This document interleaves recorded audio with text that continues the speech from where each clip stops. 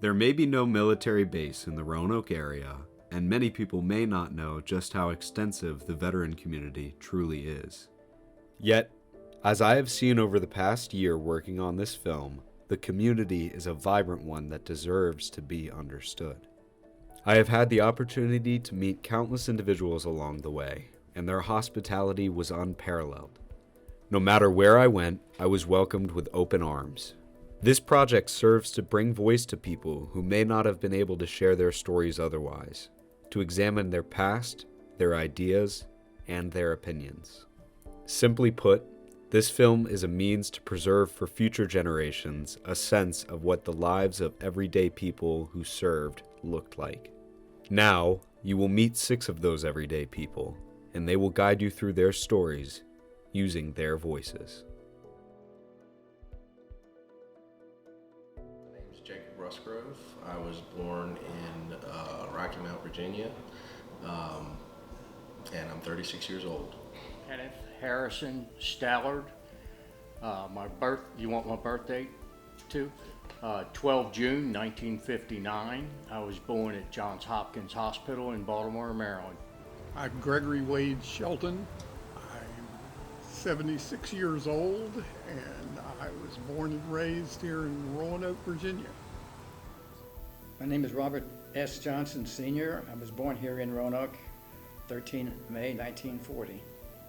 My name is Daniel Garrett. I was born in Farmville, Virginia, and I'm 51 years old. I'm 53, Kimberly Kolb Aiken, and I was born at Fort Knox, Kentucky.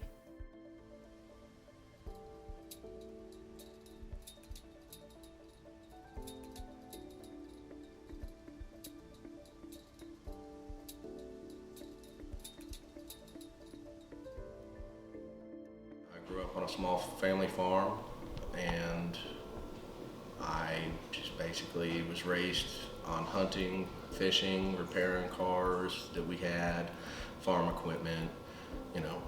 As I got older, I always kind of had an urge to join, but my parents made it very clear that I was going to go to college first. It didn't have to be a 4-year college. It could be a community college and then enroll. I went to Patrick Henry Community College and earned my technical certificate in heating, ventilation, air conditioning repair, and I did that for about 5.5 years, and then the recession hit, and I basically walked into work right after the recession hit, and they wouldn't even let us in the building. They were like, sorry, we're out of work. I didn't have much of a choice because the only one really hiring was the military. So I acted on my feeling of joining. I fulfilled my parents' agreement, and I was like, you know what, I'm going to do it. And I did. I initially wanted to come in right out of high school. I was basically groomed to be a police officer. I have an associate's degree in criminal justice. Dad was a police officer. My older male sibling was a police officer, and I was kind of expected to do the same thing, but I just chose not to. I had applied for the Naval Academy, but my grades were just a little bit below the standard. And what they did, they offered me to go to the Naval Academy Prep School in Newport, Rhode Island for 1 year, work on my grades, and then transfer to the academy. I was an 18-year-old knucklehead and didn't want to do that. So I moved to Arizona with my now wife and lived out there, and one day I just woke up at 25 years old and decided to fulfill my dream of going into the Navy. I went into the Navy March 26, 1984. I joined the military in August of 1965, and although I think honestly say I've always admired a military career, however, I would have to admit that I was motivated by the draft. There was 3 of us that worked at the same place, and one day when we went to lunch, my 2 friends who both went through school with said they wanted to go up to the draft board and check their status, and they were older than I maybe a year.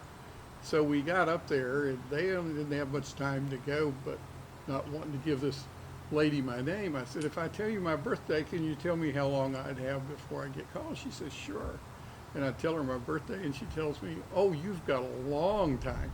You've got 60 days. And whereas I said on the way up there, somebody said, let's all go join the Air Force. I said, I don't know about that. On the way back, it seemed like a really good idea. Well, I had always admired people in uniform. I admired what they did. And I wanted to do my part. My dad had been in the Air Force during World War II. He was crew chief on B-24s and C-47s in the 5th Air Force in Asia.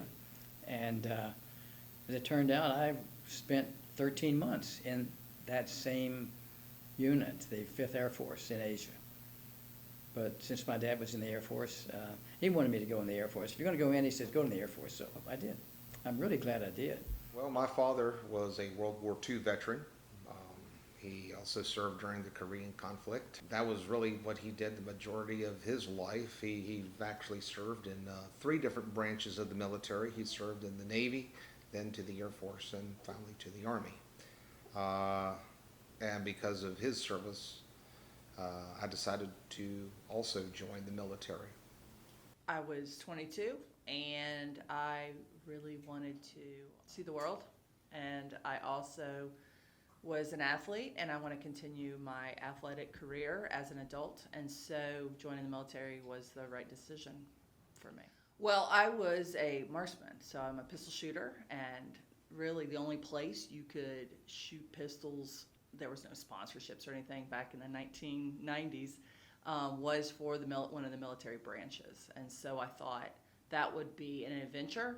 I'd also get to represent my country and just see how far I could go with that dream. I was in good physical shape and I didn't have any responsibilities or obligations, so it felt good at the time.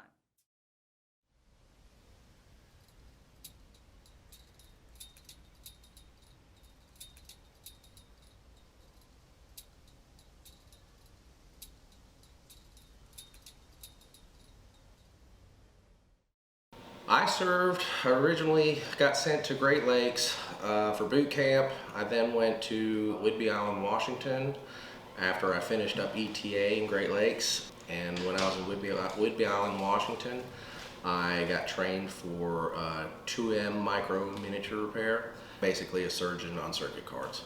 That's what I do, I repair circuit cards. I ended up getting flown back to Norfolk, Virginia, and I was at NAS Oceana, which is a master airjet base. I did 2 years there, and then I got transferred to the USS Mahan DDG-72. My first tour was a med tour. We went to Crete, Greece. We went to Haifa, Israel. We even stopped in Portugal. We stopped in Sicily, sailed around the border of northern Africa. We did several boxes of operations in there, so whatever we got told to do, that's where we were. My second deployment was in the Persian Gulf, and it was hard. We had some people transfer and some other people had medical stuff going on and they didn't deploy with us. We had just enough in my division. I can't speak about other divisions. I don't really know the nitty-gritty about all that, but just in my division, it was pretty tough. And I held 3 critical NECs, and I had a lot of side responsibilities that I had to keep up with in order for the division to function as a whole at full momentum. So I wasn't the only one. There were others, obviously, in my division that were feeling that, but it was hard for me to get sleep. I got to the point where they had to issue out a sleeping chip for about 4 hours a day. That is a piece of paper that's issued from medical that gives that sailor the right to either not shave or they could sleep during a certain part of the day for a certain amount of time during working hours, or whatever's going on. And because I was having to stay up to 2-3 days straight in a row just to keep up the equipment. because the equipment's got to stay up regardless. And it wasn't until later on, I can't remember the exact range of time, but we had another person that was in training. We left before he was done with his training, which was on my equipment, and he wasn't going to be out until after we got into the med. So I had to cross the entire Atlantic and everything, keep everything up, and do the switch over with comms and everything else. It was fun. I was in for 27 years and 14 days. I was on 8 different ships over 17 years sea time. Primarily, I was one of those sailors that really liked the Hampton Roads area. So I stayed in Norfolk. I mean, I went to boot camp and a service school in San Diego. But then once I got to the East Coast, because my family and my wife's family were both on the East Coast, so we just stayed there. But believe it or not, I had no intentions on making it a career. I was going to go in, do my first 4 or 5 years, and then get out and do whatever. I really didn't have a game plan. But then at the end of my first enlistment, I was married, I had 1 child and 1 on the way, and the pay wasn't all that bad. So, I figured, what the heck, I'll just re-enlist. And after that second re-enlistment, instead of doing 2 or 3 years, I would typically re-enlist for 6. When I went in, and everybody during my time frame that went in, approximately around the same time, we were trained by primarily all the older Vietnam veterans, and some of them were very, very hardcore guys. They did teach me a lot of lessons, and they taught me how to do my job and how to look after the sailor to your right and the sailor to the left, the sailor in front of you and the sailor in back of you. I was in for, matter of fact, I just happened to look at it today with these DD-214s. I was in for 9 years, 4 months, and 2 days. I actually had a very good tour both times. Obviously, I re-enlisted. It really was a pretty good experience. I went through basic training the first half in Lackland Air Force Base in San Antonio, and then I went to Keesler Air Force Base in Biloxi, Mississippi, and I was there for about 10 months. I went to ground radio communications equipment repair school and learned to fix radios and communications equipment. From there, I got assigned to Mountain Home Air Force Base in Idaho. Was not my favorite station. You were 12 miles from the town of Mountain Home and 50 miles from Boise, and there was nothing in between. There, they were teaching people to fly F-4C Phantom II reconnaissance planes, which were mostly going to Vietnam, and I worked on the radios that they'd use to talk to the airplanes from the air traffic control and the radar base. Most everybody at that base at that time was probably going to Vietnam or coming back, and I fully expected I'd probably go, and my dream sheet paid off. The dream sheets, when you say, where would you like to be assigned next? I said England and Germany, and I got an assignment to Germany. I went to Darmstadt, Germany, and was on an army post there, and we had a communications site there, and I was there for 2 years and really enjoyed it. I re-enlisted and selected to go to school again, and I went to Goodfellow Air Force Base in San Angelo, Texas for some more electronics training. And when I left there, I went back to Germany, to Berlin, and I was in Berlin for 2.5 years. At that time, the wall was still there. If you got to be walled in, it was a great city to be walled in, but you couldn't go but so far. Where we worked on a garbage dump site, they built a radio center out there, and it was an interesting place to be. The only way you could go to Berlin and out to Western Europe is you either had to go on a U.S. Army duty train that could go through the eastern sector or on an airplane that had an American flag on the tail, which was either the U.S. Air Force or Pan American. So you were there. If the balloon ever had gone up, well, we'd have been toast. I mean, we were surrounded by Russians and East Germans, but fortunately nothing like that ever happened.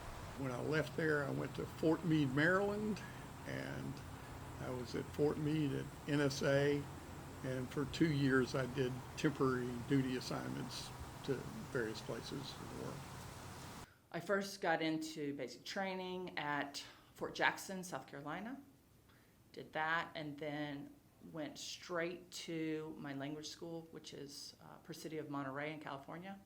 Best place to be, I think. So there I was in California learning Russian, 8 o'clock in the morning to 3 o'clock in the afternoon. It was Monday through Friday, and our instructors were all Russian or Americans that had lived in Russia a long time. So it was very immersive. It was very difficult. And I think 100 of us started in my class, and about 30 of us finished a year in. So it was a rigorous language program. It took me 22 months to get through. It's one of the longest trainings the military offers. So it's nearly 2 years. So by the time I got to my duty station at Fort Hood, I think I did another 2 years as a signals intelligence analyst before I had the opportunity to get to the All-Army shooting team. In basic training, which is most stark contrast, because that's where we were separated, we were in a building, I think they called it a battleship, and each wing of this building had a company of 60 soldiers, some of which in my starship were male. So we saw the male daily, especially in the chow hall. The most stark contrast I noticed was the men looked extremely scared, which I found that interesting too. They also stunk, which I know that sounds terrible, but they were just like not into personal hygiene. You would walk by a group of women that's been out in the field or been sweating all day just like the men, and they would smell like talcum powder.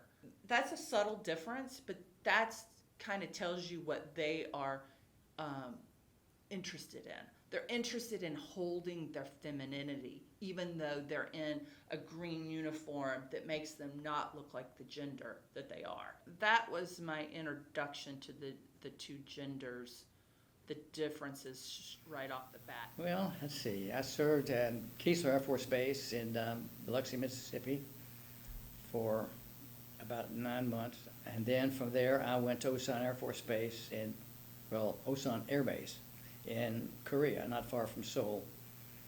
I was there for 13 months. After Osan, I came to Fairchild Air Force Base near Spokane, Washington. And Fairchild was a Strategic Air Command base, B-52s, KC-135s. And I did temporary duty with military calls, TDY, at Ellsworth Air Force Base in South Dakota, not too far from Rapid City, and also at Eielson Air Force Base in Alaska. But at any rate, I spent a month in Alaska, and I spent about 6 months in South Dakota. And of course, my whole final 2 years were really based in Fairchild.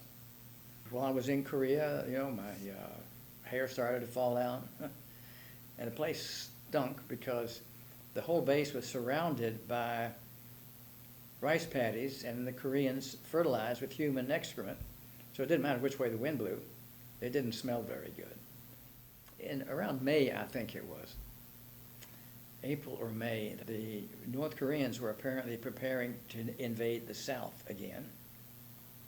We were told there were about 500,000 North Korean troops massing on the DMZ, and there was a sign on that DMZ that said, "Live high, GI, in July you die."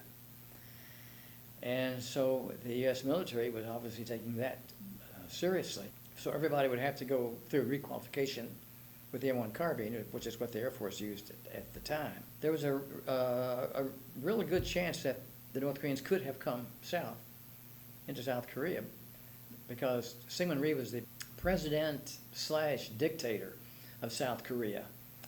And there were riots, and college students were rioting, and some of his goons had actually shot and killed some of those students. So I guess that the North Koreans were thinking, well, with all that disruption down there, we've probably got a really good chance of this is a good time to go in there again. We were going to be, those of us at Osan were going to be put into the trenches as infantrymen, but with about 1,000 of us and that huge North Korean army, we knew we weren't going to have a chance.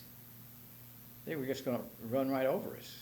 And so we used to joke about it, each one of us said, well, I'm going to take as many of those bastards with me as I can, before they get me.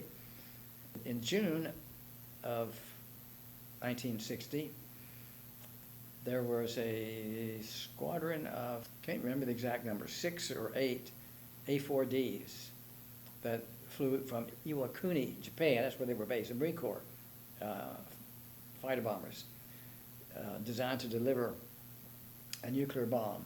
There was a bombing range near Osan Air Base where we were, and they were practicing how they would deliver those bombs. Ultimately, the North Koreans didn't invade the South. I don't know why, but I'm thinking that probably those A4Ds practicing deliveries of nuclear weapons might very well have had a significant deterrent effect. As I was in the military, I was in 2 situations where I was the only female. The first time I was on the All-Army pistol team, and the females that were there when I arrived left for various reasons. So there I was on a team of about 10. It kind of grew to about 20 in the summer, being the only female. I didn't feel like anybody treated me differently, except at the end of the day in a competition, I'd also get High Woman Award. That I didn't have any different standards. You still had to shoot certain scores to make the team, stay on the team. Didn't matter if you're female or not. So that was nice. That's a sport. That's why I love the sport. It's a very it doesn't matter how tall or short or your age. It's a sport that anyone can engage in. That's why I love the sport so much. So that was the first time I was in it. I feel like I always got my own room. I got my own space, which was, I felt like very accommodating to because I was just the only one. The guys had to cram in, 2 or 3 or 4 into a hotel room, whereas I had, 2 double beds to myself. So I'd have to say that was excellent treatment. And then when I was in the reserves, it happened again. I was in a training unit. Almost everybody's background was infantry.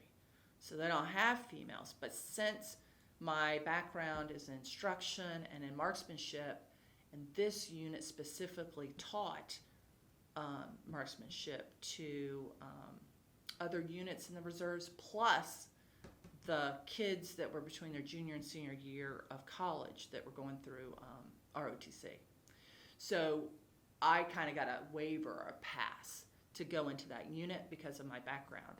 And I think they thought it was novel that I was there, because the only females they had ever encountered were ones that did office work. They didn't participate in physical training. They didn't go out to the ranges. They certainly didn't get in front of the troops and instruct marksmanship. So I think I was quite a shocker for most of those guys, because they didn't sign up to be with females, some consciously, and they hadn't had any experience with females in the military. So I was like the first one for many of them to be around. But it's the best fraternity anyone could to join. We would have like a yearly picnic. We just get to be with each other. I loved our annual trainings and our time off. Those were enjoyable because these are people that you trust in an intimate fashion, and you don't have to filter. Like, you are kin nearly forever. And so if anybody in my unit had a problem and reached out, we would all come running, even today. And I've been out for 12 years. It's just one of those things, it's just a given. You were willing to let blood for these people, and they know it. And they were willing to let blood for you. So it's a camaraderie that is, I haven't found in any other group. And I've been in a lot of different groups. I've been in theater groups, and I've been in sorority, and I've been in companies. But this is a different level of intimation. I served a total of 14 and a half years, primarily in Germany. I was stationed in Zweibrücken Air Base, then Lindsey Air Station in Wiesbaden, Germany, off at Air Force Base in Nebraska, Dover Air Force Base in Delaware. As far as the Army is concerned, I was at Fort Sill in Oklahoma. I was also at White Sands, New Mexico. Most of my training was done at Fort Huachuca in Arizona, and my primary base was in Heidelberg, Germany, with 5th Corps, USAR, and 7th Army. Well, I've had different jobs within the military. When I first joined the military with the Air Force, I was combat support. With combat support, we had equipment all around Europe. So week to week or month to month, you didn't know where possibly you could be. It was a very different time because it was right at the end of the Cold War, ramping up, getting ready for the desert, really. But most of us didn't know the desert was going to be coming as quickly as it did. But we had assets all over the place. So one week I was obviously in Germany. I could be in Belgium the next, the Netherlands, Sweden, Austria. Back in the day, we had things in Czechoslovakia, Yugoslavia, which doesn't even exist anymore, France, Italy, Spain, you name it. I've probably been there. So we just taking care of the assets that we had because we were considered front line to the Cold War. And shortly thereafter, when that job was kind of taken away, I became just a regular mechanic. I didn't like it very much, so I decided to cross-train into something else and became a crew chief. So I started working on aircraft as a mechanic. Being a crew chief in the Air Force, I'll tell you, that is one of the hardest jobs because you work the longest hours than anybody else. They're a 9-to-5 job, and our job is not until the aircraft is off the ground, so, and they don't care what the weather is. So I did that for a number of years and decided, no, I think I'm done with this. It was time for a change, so I did what they called a blue to green program, which is Air Force to Army. And so I took them up on their offer and became an intel analyst. Certain facets I can't speak to because that's the way the intel community kind of works. But some of it was, very easy. I would say between the Air Force and the Army, my Air Force time was a whole lot harder of endurance, but the Army mentally more challenging.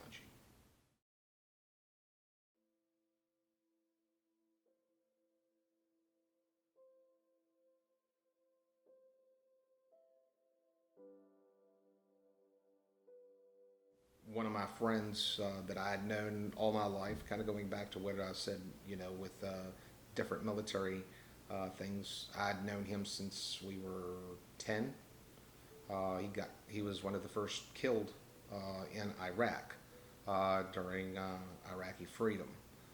This was, I'm thinking, around 2003 time frame. So when that happened, I was working obviously at, as I said, at Dover Air Force Base at that time. And Dover Air Force Base is known for being the mortuary of the military. So if you get killed downrange, they box you up and bring you to Dover. So I got wind that my friend Donald had got killed, and of course he was going to be coming to Dover. So I spoke to my first sergeant and was able to actually escort him from the base to the cemetery all the way. was a very prideful moment for me to be able to do that, but very sorrowful all at the same time, because you knew exactly who was in there. It wasn't just any person. It was a good friend of mine. And when you've known somebody for 20, 30 years, that no longer is just a friend. That's more like family member. While we were there, an A4 crashed on landing at Osan, and his landing gear gave way, and the plane cartwheeled out into the field, and the pilot was killed. I was on duty that night. I was in a crash truck, and we were ready when the aircraft came in. We were already in our trucks, in our bunkers, which is what firefighters call what they wear, and ready to go if we needed it. And the plane crashed, and so there were 2 crash trucks that we had there, and both trucks went to the crash, and we approached the A4 from 2 different directions. The big crash truck came in from the front to the nose, and the one I was on came in from behind it. And so we got out, and we couldn't get close enough. We were about 125 feet from the tail of the aircraft. We got out and opened up our handline compartments, took our handlines out, and the crew chief and the other hand lineman got hurt. They fell into a ditch near there. Both got hurt and had to go to the clinic. So I was the only one who got into the fire from my crew. And as I got near, I walked up. I was pulling the hand line and passing the left side of the aircraft, but the pump operator had charged the line too soon. And at that point, it was so heavy I couldn't pull it any farther, and I wasn't at the fire yet. But one of the trucks that has the rescue fireman in it came, and one of them saw me struggling with that hand line, so he helped me pull it up. So I'm right up in front of the nose of the aircraft, right at the edge of the fire, and I sprayed the fire I turned my hand line on, and I spray it, and I'm there for I don't know how long, just a few minutes. And I'm gradually working my way into the fire as I can knock the fire down and proceed into it. And finally, the big truck comes in from the other side, and with his big turrets, he was able to put the rest of the fire out pretty quickly. And the rescueman was standing right next to me, and he was banging on my hood. So I pulled it off, and I asked him, "Where's the pilot?" And he pointed down. The pilot was laying at my feet. And when I first got into the fire, I saw it, but I thought it was a piece of equipment. I didn't know it was the actual, the pilot's body there.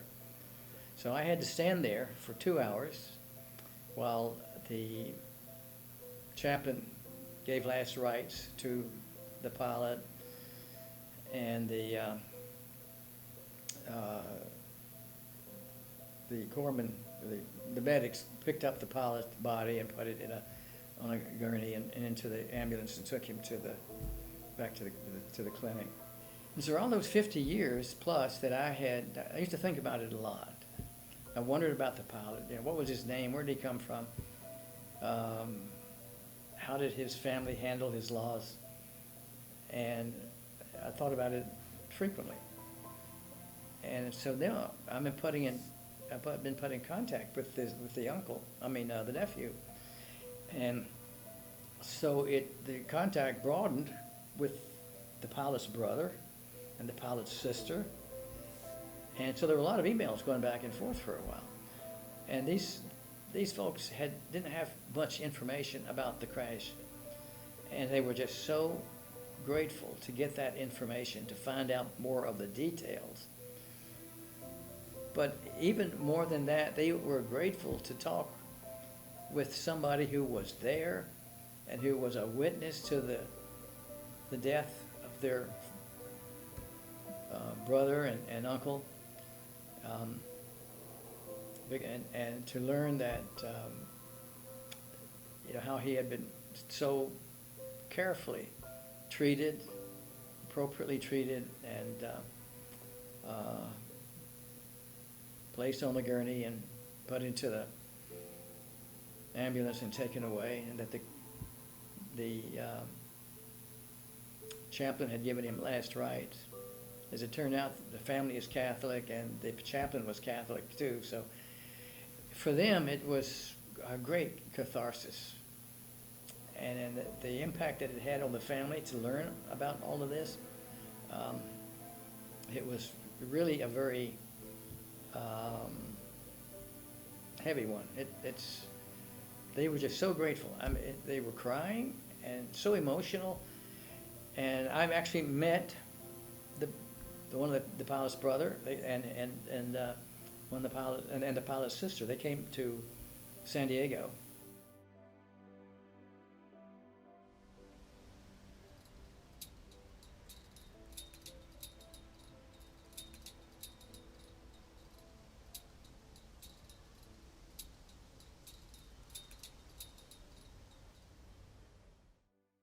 I had an extremely hard transition. It was very, very hard on me because for the 27 years that I was in, I was told what to wear, when to eat, when to go to sleep, when to wake up. It was a very, very regimented scheduling process. I got out and just felt completely lost. I struggled in the civilian sector with holding down jobs. But once I did secure a job, it was an outside job because I didn't want to be confined to a room or one building. Once we relocated here to the Roanoke Valley, I got plugged into the VA system, and then I was still a little bit lost, so to say. And I went to a Veterans Day parade, rode my motorcycle downtown, saw a group of guys, and lo and behold, it was the American Legion riders of this post. And so I joined the Legion, and life has been good. It's amazing because there's a lot of people who live here locally that really don't know what we do here. I've seen the wave of that changing. More people are coming over and calling, asking questions, wanting to know, what are you guys about? What do you do? It's not just the old stigma of the old timers sitting around a bar in a smoky environment and, shooting a breeze and things like that. No, we get out and assist veterans, help veterans, do what we can because we're a veterans organization. And me personally, the way that I look at it is the generations before me assisted veterans. Now it's my turn. When I got out, I had extended my enlistment for this assignment that I had at Fort Meade, and I was then being given another assignment. And the job I had at Fort Meade, I was wearing civilian clothes, and I had an apartment downtown, and I think it was pretty good. And they come and said I was going to go and live in a tent up at Nam Kam Phnom, Thailand, on the Laotian border. And I said, I think I've enjoyed enough of this. This is so I decided at that point, I've looked around at the civilians I'm working with, and I said, I think I can do something else. But as far as the transition out, it was just a matter of, I told them, no, I'm not re-enlisting. I'm going to get out, and you go through a process, a debriefing process when you get out, and you go around to each of the different departments and get signed off. You go to finance about your pay and final things, and turn in any equipment that you would have had and all that. And then your last thing, you go up and the guy signs you out and gives you the DD-214, the discharge. And usually, you leave, you've got some money in your pocket from whatever pay you got coming to you, and if you had any leave time that you had not used, I think I had about 45 days, you get paid for that. So you're not in too bad a shape when you get out.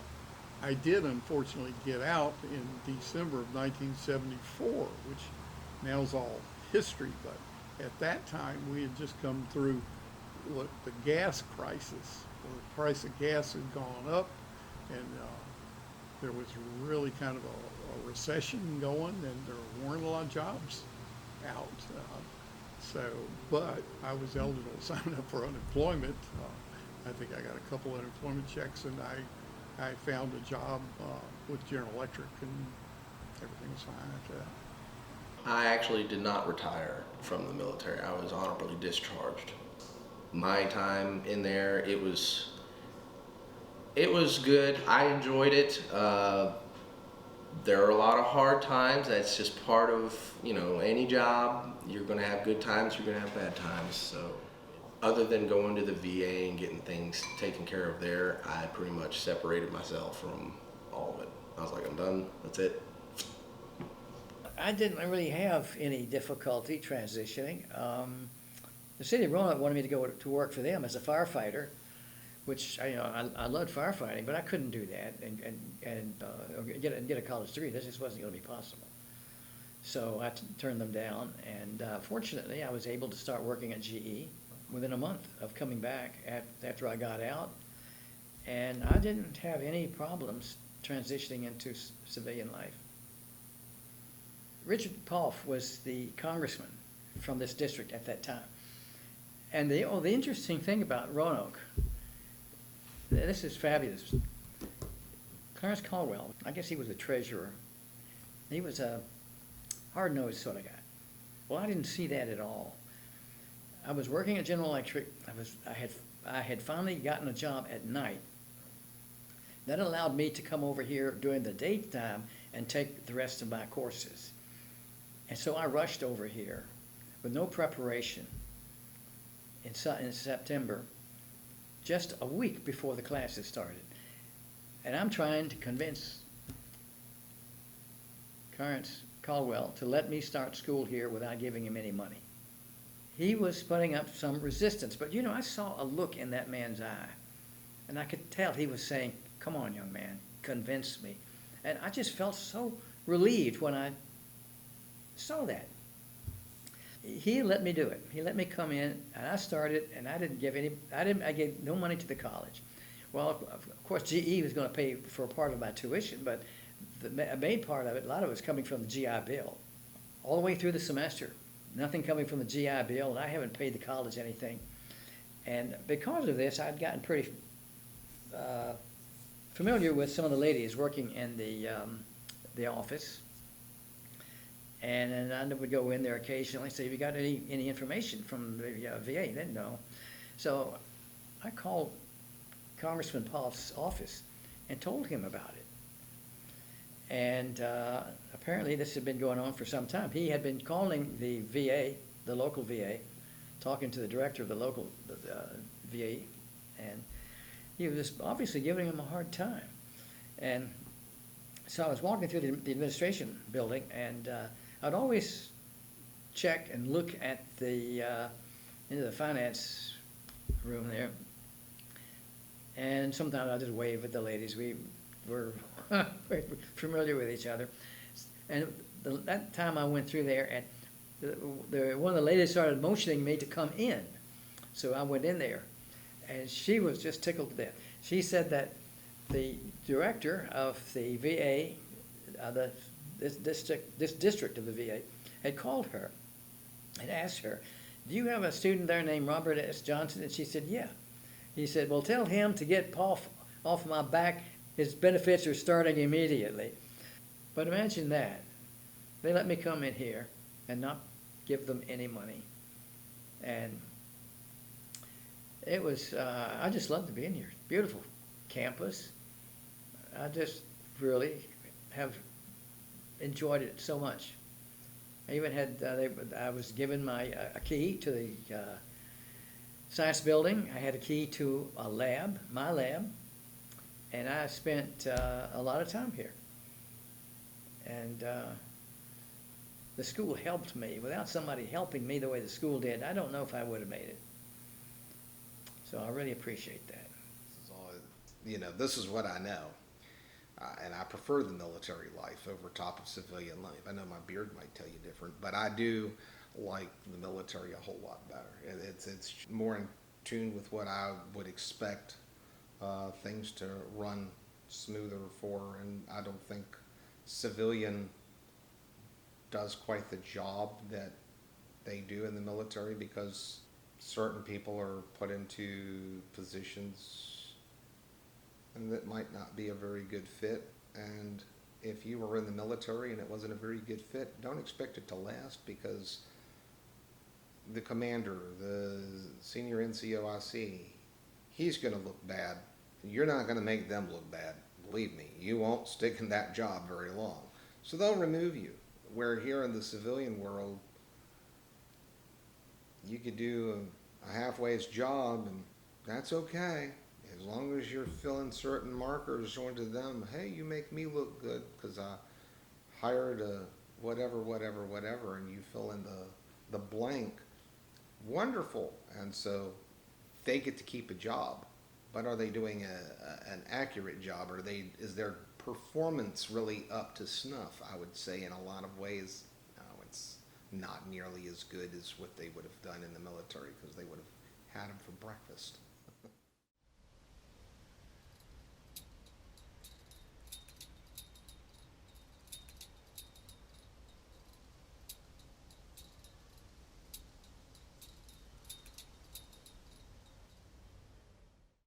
The local VA, like I said, I'm considered a combat veteran because of where I served. And you have to get a mandatory psychiatric evaluation, and that's to help with any mental health needs that a veteran might need when they're processing out, which is really nice. They also put you through basically a full physical. They make you go through everything to make sure that you're checked out. If you have any concerns or anything about any injuries that you might have or sustained during your time of service, they can address that and get that taken care of. They also offer help with any paperwork that you might have. If you have, through your claims, medical claims, anything like that, I think they might even offer, there's a legal end of it too, I think. I've never personally used it.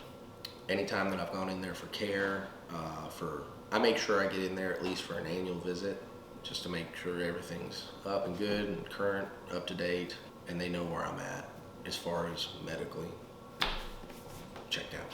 The hardest part is finding a parking space close to the building you need to get to. Other than that, yeah, it's not bad. I used the hospital for one thing, and that is, at the time I got out, you were entitled to dental care for 1 year from your separation. And I watched the calendar and made an appointment up here at the VA hospital to go get my teeth checked. And I went up, and they did quite a bit of drilling and filling, and that at no charge.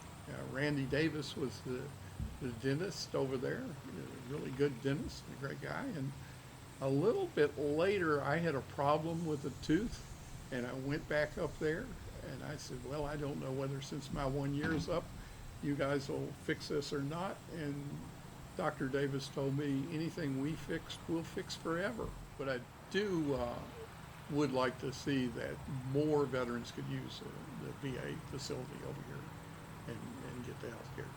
Somebody that needs it more than I do. If you have a certain level of assets, or you have a certain level of income, you just don't qualify to get the service. Otherwise, I don't know that there's too much, if somebody doesn't get excluded by that criteria, it's pretty open to those that are eligible for it. Over at the VA, they have very good veteran service representatives. It's like a service officer, but they are getting paid federally and just work at the VA, so they can have access to the veterans, and so the veterans can have access to them to help them with claims.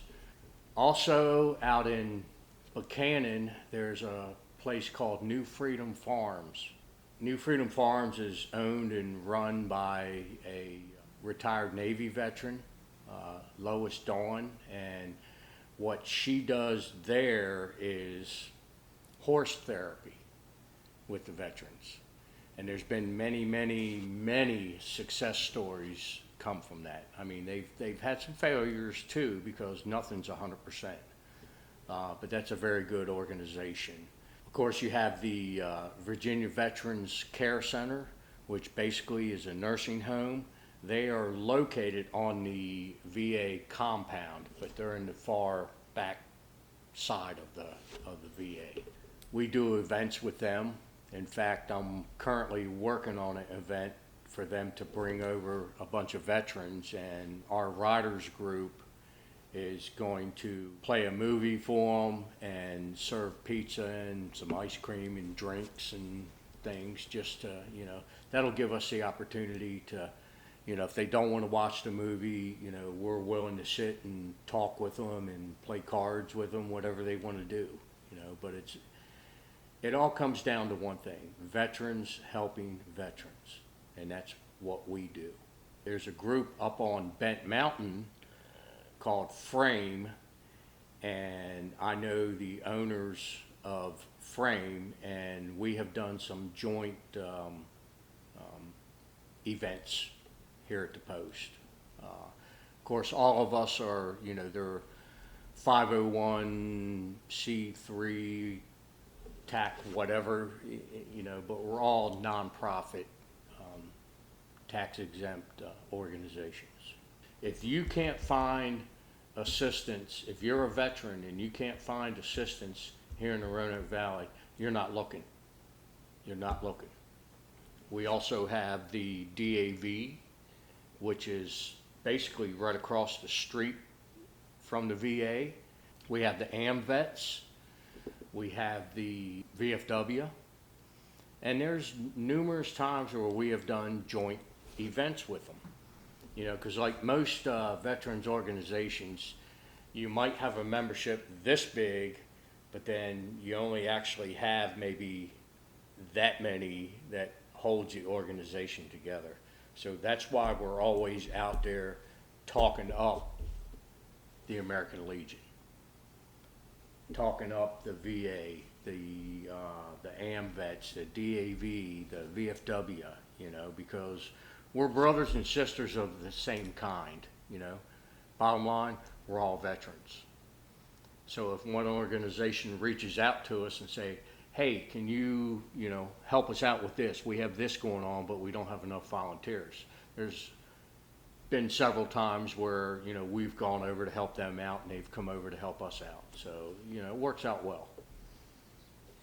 Truly, my gut tells me, with all the mental health focus right now throughout the country, I think we really need to kind of shift our focus a little more to be able to get veterans pointed in the right direction.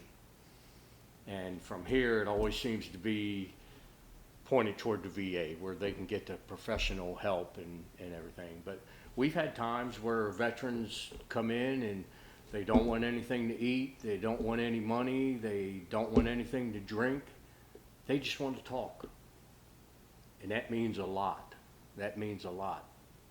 We all go through stages in life where, you have your ups and downs, maybe a death of a parent, a child, or, family member, or even a close friend. Even something as simple as maybe a family pet.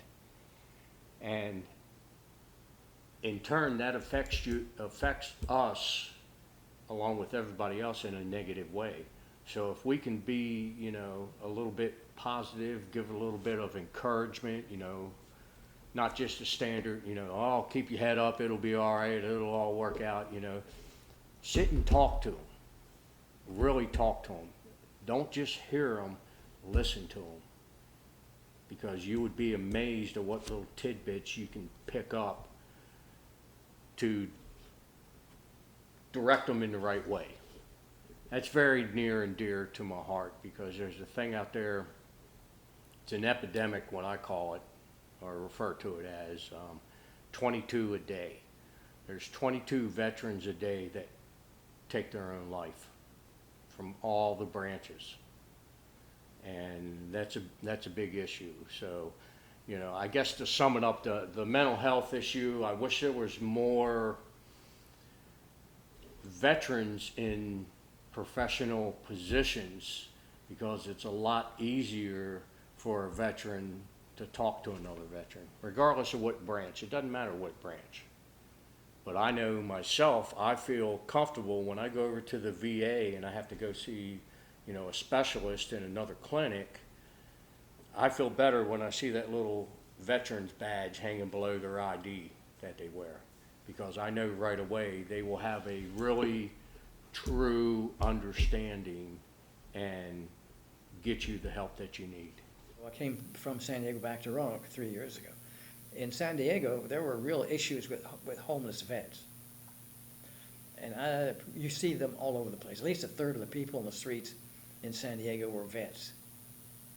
And so they needed resources. They needed a place to stay, and they needed people who would make sure that they were given food and medical care as they needed it. And a lot of those vets that I knew about, I knew that they were able to transition. They were able to find jobs, and many of them, you know, they got jobs, and they were able to buy homes. And so, I don't know how many homeless vets there are in this area, but if there are any, they deserve that kind of thing. They deserve that kind of help. I think here in Salem and the Roanoke area, we're lucky, because I think that the VA hospital here is a lot better than it is in many other places.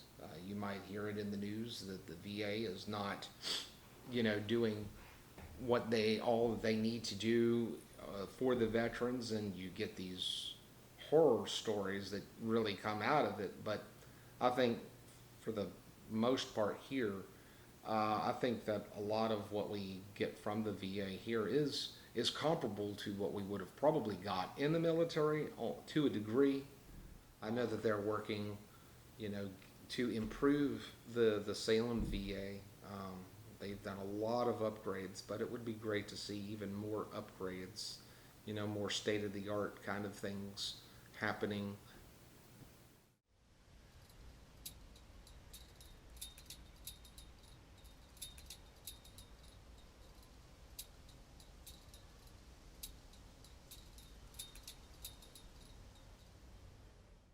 Me personally, being a veteran, everywhere I've gone here in Roanoke Valley, I've had, you know, support. People will, you know, they'll help me out with discounts, or if let's say I'm going to buy a car, they will work with me. But bear in mind that Roanoke is not, well, every place is unique. Roanoke's a little different, that there are no military bases close to Roanoke. The closest thing we've ever, I mean, other than the reserve centers, the closest thing we've ever had, there was a radar station on Apple Orchard Mountain off the Blue Ridge Parkway, which has been gone for years, and there weren't, but I bet there wasn't 40 people stationed up there.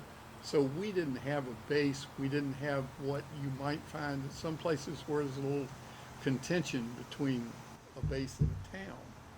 Roanoke, all we had is veterans who come back, they've served and come back, and I think I've always been treated well. I don't think, you know, it's not a lot of special treatment, but, you know, you get a lot. There wasn't any issues with the community here. I'm frequently spoken to by people whom I assume must be civilians, and, you know, they thank me for my service, which is something I never heard until the 1990s. And I always appreciate that. You know, I think all vets appreciate their service being recognized. You know, when we have parades around here and we're involved in them, you know, with either the Legion or the VFW or what have you, usually when, you know, the veterans are coming through, the entire crowd really gives them a big hand, and it makes them know that they are very well appreciated. And I think, you know, it's good to know that, you know, we do have a good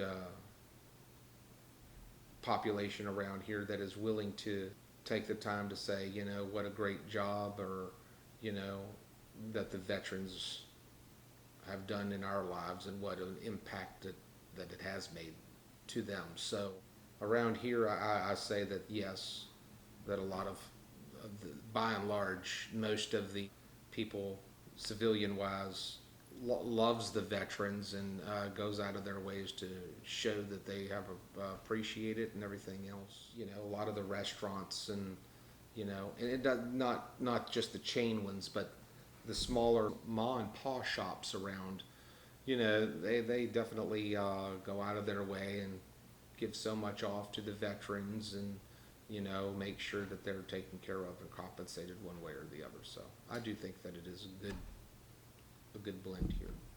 Yeah, I can't think of a single negative incident, not one. I've searched through my mind. It's just all been excellent.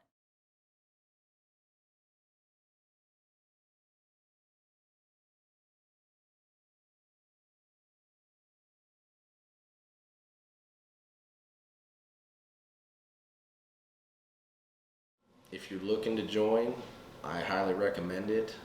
Just know that there's a lot of what I view as unnecessary stuff that you're going to have to sit through, but it's all for a very big cause. It's you are doing something that is more than yourself. No, I guess I'd say, speaking on behalf of the Legion, thank you. Well, I think Roanoke Valley's done a great job making us feel wanted, needed, desired. I think Roanoke Valley does a veterans parade every year. There's Salem Red Sox has a military appreciation night that's a big deal. I think 40 young people are being sworn in that night. So it's a big deal around here. I think it's just a great thing. Military's not for everybody, but we can appreciate those that go in and appreciate those that don't but serve in other ways. So I really appreciate that Roanoke Valley's doing that and has done that, and I don't think they're going to stop. I don't think it's a conservative or a liberal thing to do. I think it's just like, I appreciate you putting your life on the line for X amount of years for us. Appreciate that. And we all have that opportunity if we choose that path. And I appreciate the recognition. It's nice. Don't look down on us, because a lot of people still, they may be against the military for whatever reason, for political or social or whatever the case may be, and they still kind of look down upon veterans, you know, because we went and we were willing to sign that blank check, you know, for our lives to, you know, make our country stronger and, you know, everything. I guess that would be the number one thing, and I'm not saying that they should respect us, but they should respect what we did for the country. You know, everybody has different opinions on everything, and I get that. I'm smart enough to understand that. But if they just respect what we did, I guess that would pretty much sum it up. You know, the people that I meet, if I'm wearing something that they can recognize that I'm a veteran, they typically speak to me. If they're treating veterans that way, I mean, you know, that's appreciated. I don't know what more they could do. My son came home from Desert Storm, and we picked him up at Admiral Baker Field in San Diego, and the first thing he wanted to go to El Torito. He wanted Mexico. So he was still in his fatigues, his uniform, BDUs. And we went to El Torito's, and people were coming by and patting him on his shoulder and thanking him for his service. He didn't really like that. They were interrupting his food, his eating. But when I saw how they were treating him, that was the turnaround from the way veterans had been treated after Vietnam. And I mounted his medals for him. And he said, "Dad, why don't you mount your medals?" Oh, okay. So I did. I got out of service in '62. I didn't mount mine until 1990. I just tried to you know, didn't have anything to do with it or tell anybody that I had anything to do with the military. I think that, again, you know, the veteran is one of the few people out there that are willing to, at one time, put a price tag on themselves saying, not limited to death. And so you're willing to give your all for another person's freedom. I think that that should always be in the forefront of any other person out there of going, well, what have you given? What have you done with yourself?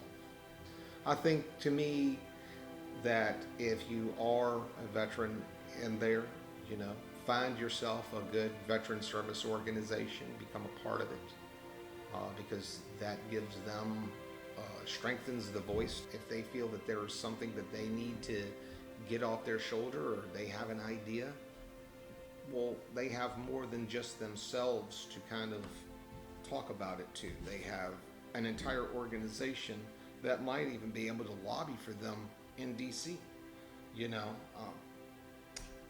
And so, you know, when it comes to just the other folks around, my thought is, you know, just appreciate, you know, what they have done for you, and I'm certain that they appreciate, you know, your appreciation towards that, because, you know, everybody enjoys getting an attaboy every so often.